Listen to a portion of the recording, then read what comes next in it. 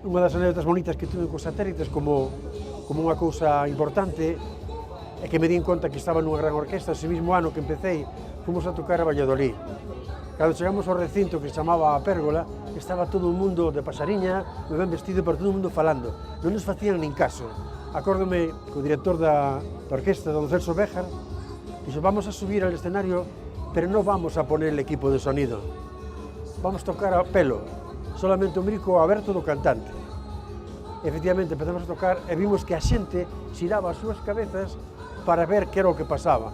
Estaban os satélites tocando Beguín de Beguín e a resposta colleume despois Celso por un brazo e dixo, mira, les hemos obligado a que nos escuchasen. Esa é unha anécdota, pero é unha anécdota moi gratificante, sabes? Porque te das conta que estás nunha orquesta señorial, non?